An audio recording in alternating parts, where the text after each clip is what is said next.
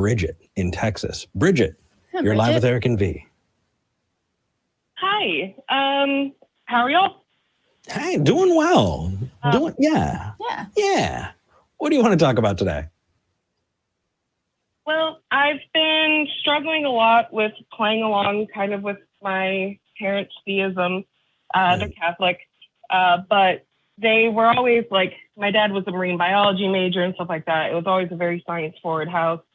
But ever since my brother came down with a type of brain cancer that's probably definitely terminal, my mom has been like clinging to religion in a way that she never has before. And now it's kind of, it's in my space in a way that hasn't been before. Like before, I never like said I was atheist because it didn't seem to matter. But now she kind of needs this. So, and it's sometimes very distressing. Like an amazing person who was a gaming friend of my brother's heard him have a seizure on like while they were playing video games together, and without like any information about him, tracked him down and sent the police to like do a wellness check, and that saved his life. Oh, wow. Miracle instead of someone being amazing.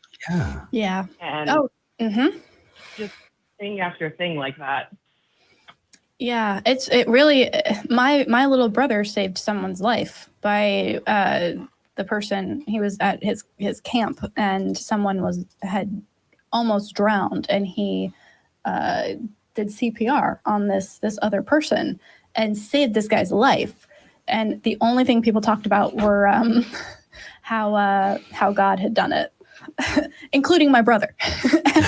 And I'm just like, but what? Why? It's really frustrating to see people reach for things that aren't actually going to help them. And I fully empathize with that. Yeah, and like I walked away from that being like, this is like the connectivity of the internet and how people form these bonds. And like, it was right around the same time when there was like free internet was under attack and stuff. And I was like, no, we shouldn't be talking about God. We should be like talking about how we need to protect this resource that saved his life. Things like that. And it just feels so like there's a direction we should be looking in. Right. Say like, thank you and work. But also I just kind of have to keep my mouth shut because my mom really needs this. And it's just like, I'm not going to do that to her right now. Yeah, it's definitely one of those picking your battles types of things. The really horrible thing, in my opinion, is that often religion preys on desperation. Yeah. And when someone is feeling desperate and powerless, being told you can have these supernatural powers by reaching out to some interventionary deity. You know, I think it's very similar to walking through an impoverished area and telling people, I'm going to give you $1 million tomorrow. It's a hollow promise, but it makes people feel good in the moment. Yeah. And it hurts and it's difficult. So I absolutely feel for you. This is a really shitty time. I'm so sorry that you're dealing with this.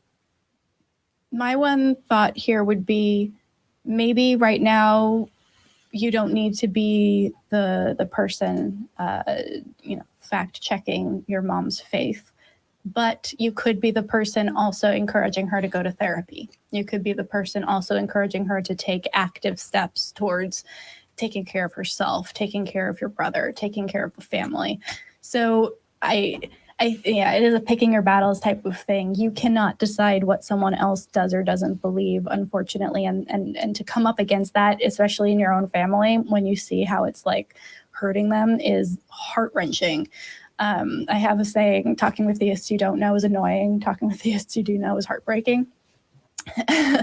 And it's a huge emotional battle that you are fighting inside of yourself right now. And I've been there. I am there right now. The most you can do right now is make sure that you are an outside voice that is breaking that bubble whenever you can. She is going to start having people build that bubble for her. She is going to find a church. She's going to find a group, a prayer group, a Bible study, and those voices are just going to start trying to cover her in that.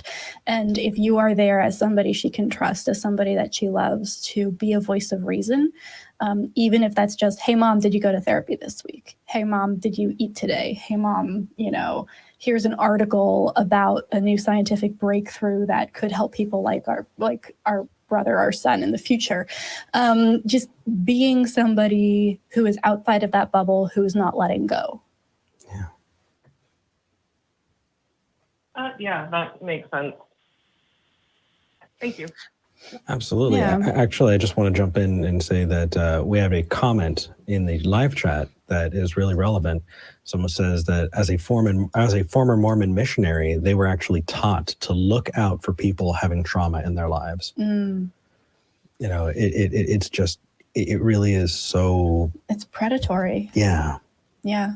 But everything went down. Yeah, I think it's very heartening that you're recognizing that, this is your mom clinging to something. This isn't your mom trying to be malicious to you or anybody else, as much as it is seeing that she is trying to use this as a coping device. Yeah. That is a big step, because I've seen a lot of people not be able to recognize that. Mm-hmm. Recognizing that humanity in the other person, and what that struggle is for them. It says a lot about you, Bridget. Yeah. Thank you. Thank you. Thank you for calling in. Yeah. I just want to say one unrelated thing really fast. Yeah, what's up? My partner recently came out to me as non-binary, and it was like,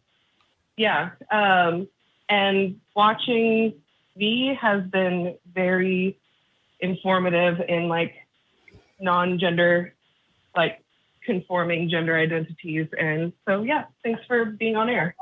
Thank you so much. That made my heart happy. Aww. Thank you. And hey, if you or your partner ever want to call Secular Sexuality about that topic, I'm also on that show on Thursday nights at 7. And I'd be happy to talk with you guys again. Awesome. Thank you so much. Y'all have an awesome day. Thank you. Bye. That was sweet. That was really sweet. Aw. See, that's why I'm so annoying about gender, you guys. For Because it helps like people. That. Yeah. For Bridget. Absolutely.